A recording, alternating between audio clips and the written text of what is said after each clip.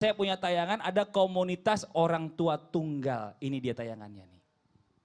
Beginilah keseharian Dewi Novita Puspasari di rumahnya di kawasan Ngaglik, Sleman, Yogyakarta. Dewi menekuni bisnis makanan untuk menunjang kehidupannya sebagai orang tua tunggal yang harus menghidupi kedua anaknya. Dewi berpisah dengan suami lebih dari 6 tahun silam. Dewi tak sendiri. Bersama sejumlah orang tua tunggal lainnya, ia bertukar informasi soal bisnis dalam program Lajada atau Lapak Janda Duda yang merupakan suatu program dari komunitas Single Parent Indonesia in Motion atau biasa disebut Spin Motion. Tak ada satupun dari mereka yang berharap menjadi orang tua tunggal. Namun, kehidupan saat ini harus mereka hadapi demi si buah hati. Saya ngelihat tayangan tadi jadi terinspirasi untuk mendaftarkan guru kita Ustadz Maulana ya kan. Di Lapak Janda dan Duda. Yeah. Tapi itu saling usaha loh, maksudnya bagus juga saling membantu ya kan. Buat jualan apa untuk menghasilkan. Kayak tadi kita lihat tayangannya adalah seorang ibu atau single parent ini punya anak 2. Kalau misalnya seandainya dia berpangku tangan aja di rumah, anaknya makan apa? Nah bagus juga komunitas-komunitas kayak gini ini membangkitkan lagi percaya diri mereka. Nah kadang kan kita bicara masalah istri, mungkin ada sebagian istri, nggak banyak gitu. Memang ini dia yang salah gitu. Tapi banyak juga yang bener istrinya, cuma memang dianggap sama suami itu dipandang cuma sebelah mata. Nah tapi bicara masalah tentang balasan di akhirat nanti nih. Kadang kan kita lihat banyak yang benernya. Balasan di akhirat nanti bagi suami atau bagi laki-laki ya yang memandang sebelah mata bahkan merendahkan istrinya itu apa Ustadz Maulana? Mau izin penjelasan silakan. Ya Allah, Masya Allah, tabarakallah, iya Nabi. Dari komunitas Lajada mau tausiah nih. Ya. Lapak Janda dan Duda. Mas Padli, saya susah daftarnya, itu di Jogja. Oh iya benar. Belum ada cabangnya di Jakarta. Oh, ya, nanti kalau ada cabang sini daftar ya. Tapi itu jomblo kayaknya sih, jomblo-jomblo bahagia. Sasalulu Habib, Mas Padli, makasih banyak. Hari ini kita membahas sesuatu yang mengingatkan buat laki-laki. Mohon izin, jangan pernah tersinggung dengan tema kami. Materi kami sebenarnya hanya untuk mengingatkan amal ma'ruf nahi mungkar.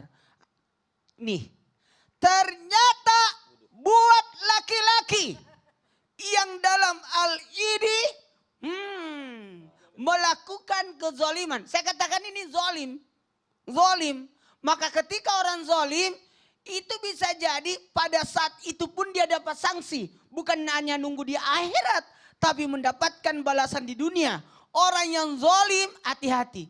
Orang yang terzolim kan dikabulkan doanya. Ketika dia sakit hati dan marah lalu tiba-tiba terucap kata-kata buruk yang keluar dari mulutnya. Bisa jadi ancaman buat orang-orang yang melakukan kezoliman. Terutama buat laki-laki dalam hal ini suami. Maka orang-orang yang melakukan kezaliman memandang istrinya sebelah mata. Tidak menganggap istri. Aduh ini luar biasa loh. Sayyidina Umar bin Khattab aja dalam hal ini sosok yang luar biasa. Amirul Mukminin memuliakan istrinya luar biasa. Bagaimana beliau diperlakukan dalam hal ini. Diomelin sama istri. Sayyidina Umar bin Khattab terdiam. Tidak membantah sedikit pun. Kalimat-kalimat yang dari ocehan dan sang istri. Karena kenapa? Sosok suami melihat kebaikan istri. Melihat kebaikan istri. Dialah yang melahirkan anak-anakku. Dialah yang memberikan aku, menyiapkan aku makanan kebutuhanku. Dialah yang mencuci pakaianku. Ya Allah ya Karim, tadi kata Habib Muhammad Sahab yang kita itu karena orang tuanya yang menyayanginya menyerahkan anaknya ke kita. Saya langsung kepikiran anak-anakku 3 cewek. Gimana nih? Betul. Kalau dapat suami yang kayak gitu gimana itu? Aduh, gemes. Gemes aku. Ya Allah. Kalau ketemu sama anak. Aku langsung kira-kira saya ambil anakku kembali itu. Nauzubillah. Apalagi hina di dunia. Begitupun hina di akhirat. Maaf. Kenapa kata hina di dunia? Laki-laki yang tidak memuliakan istri. Itu hina. Makanya kata Nabi tadi disampaikan oleh Habib adalah apa? Berbuat baiklah kepada keluargamu. Dan yang paling baik pada keluarganya adalah Rasulullah. Ayo, berarti jarang membaca sirah Nabi. Jarang membaca hadis. Bagaimana kehidupan Rasulullah menghadapi dalam hal ini. Menyikapi ke rumah tangganya. Ingat ya, hati-hati. Laki-laki nanti di hari kemudian ada yang dibangkitkan, maaf jalannya.